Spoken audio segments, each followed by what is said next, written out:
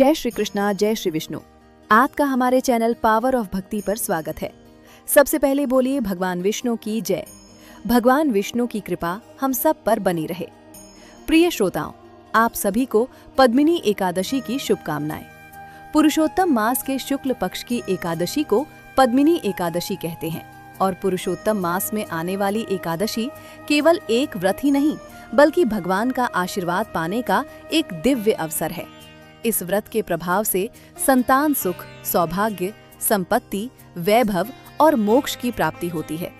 आज हम पद्मिनी एकादशी की व्रत कथा सुनेंगे, तो कथा प्रारंभ करते हैं। यह कथा भगवान श्री कृष्ण ने युधिष्ठिर को सुनाई थी। प्राचीन समय में माहिष्मती नगरी में एक प्रतापी राजा राज्य करते थे। उनका नाम था कृतवीर्य। वे धर्मात्मा, दानी और प्रजा का पालन करने वाले राजा थे। उनके राज्य में चारों ओर सुख शांति थी, लेकिन राजा का जीवन दुखों से घिरा हुआ था। राजा के अनेक रानियां थीं, लेकिन उनके कोई संतान नहीं थी। संतान न होने के कारण राजा दुख में रहने लगे और राजा ने संतान प्राप्ति के लिए ब्राह्मणों को भोजन कराया, दान दिए, तीर्थ स्थलों पर गए, लेकिन उन्हें इसका कोई फल नहीं मिला और बहुत वर्षों तक उन्हें कोई संतान की प्राप्ति नहीं हुई। इसलिए राजा बहुत चिंतित रहने लगे। उनकी रानियों में एक रानी अत्यंत पतिव्रता, धर्मपरायण और भगवान विष्णु की भक्त थी, जिनका नाम था रानी पद्मिनी। रानी ने देखा कि राजा अंदर ही अंदर बहुत दुखी रहते हैं और राजा को दुखी देखकर एक दिन रानी ने विनम्रता से कहा कि हे स्वामी, चिंता करने से कुछ नहीं होगा। हमें ऐसा कोई उपाय करना होगा जिसे भगवान प्रसन्न होकर हमें संतान का सुख दे।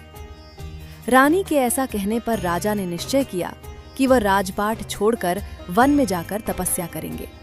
फिर तपस्या करने के लिए वन में जाने लगे तो रानी ने कहा कि मैं यहाँ महलों में रहकर क्या करूंगी, मैं भी आपके साथ ही चलूंगी।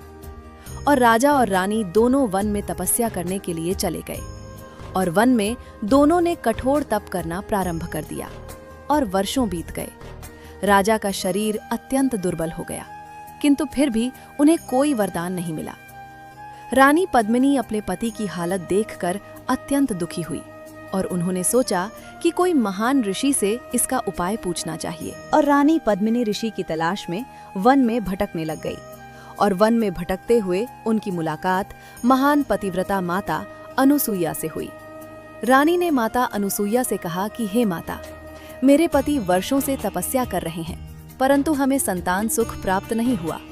कृपया करके ऐसा कोई उपाय बताइए जिससे भगवान विष्णु प्रसन्न हो सके। माता अनुसुईया ने कहा कि हे पुत्री, पुरुषोत्तम मास की शुक्ल पक्ष के एकादशी का व्रत अत्यंत दुर्लभ और चमत्कारी है। जो स्त्री पुरुष पूरी श्रद्धा से अधिक मास की शुक्ल पक्ष की एकादशी का व्रत करते हैं, उनकी सभी मनोकामनाएं पूर्ण होती है। माता अनुसुईया ने रानी पद्मिनी को संपूर्ण व्रत की विधि बताई और कुछ समय बाद अधिक मास आया और अधिक मास में आने वाली शुक्ल पक्ष की एकादशी को रानी ने विधि पूर्वक व्रत किया।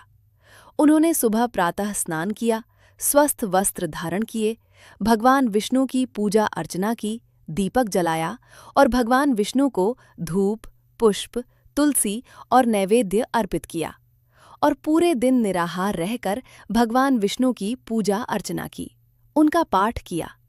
रानी पद्मिनी की भक्ति और श्रद्धा को देखकर भगवान श्री विष्णु अत्यंत प्रसन्न हुए और रानी पद्मिनी को दर्शन दिया। भगवान विष्णु रात्रि के अंतिम पहर में गरुड़ पर बैठ करके आए। चारों तरफ प्रकाश ही प्रकाश था और देवता भगवान विष्णु पर फूल बरसा रहे थे।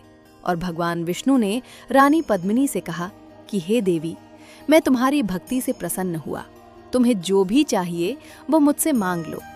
तब रानी पद्मिनी ने कहा कि हे भगवान, मेरे पति को एक ऐसा ओजस्वी पुत्र प्राप्त हो जो तीनों लोक में प्रसिद्ध हो। भगवान विष्णु रानी पद्मिनी को तथास्तु कहकर अंतर्ध्यान हो गए। कुछ समय बाद रानी पद्मिनी ने एक ओजस्वी पुत्र को जन्म दिया, जिसका नाम रखा गया कृतवीर्य अर्जुन। रानी पद्मिनी का पुत्र इतना महान था और इतना बलशाली था कि रावण भी उससे पराजित हो गया था। राजा और रानी को यह सुख अधिक मास की शुक्ल पक्ष की एकादशी के प्रभाव से मिला और उसी के बाद एकादशी व्रत का नाम पद्मिनी एकादशी के नाम पर रखा गया। शास्त्रों में कहा गया है कि पद्मिनी एकादशी का व्रत करने से संतान सुख की प्राप्ति होती है, घर में सुख समृद्धि आती है, पापों का नाश होता है और विष्णु लोक की प्राप्ति होती है और सभी मनोकामनाएं पूर्ण होती हैं। जो भी श्रद्धा से इस कथा को सुनता या पढ़ता है उसे हजारों यज्ञ के समान पुण्य की प्राप्ति होती है। बोलिए श्री विष्णु भगवान की जय। दोस्तों, अगर आपको हमारी यह वीडियो अच्छी लगे तो लाइक करना, हमारे चैनल को सब्सक्राइब करना और कमेंट में जय श्री कृष्णा, जय श्री विष्णु, जय पुरुषोत्तम मास जरूर लिखना।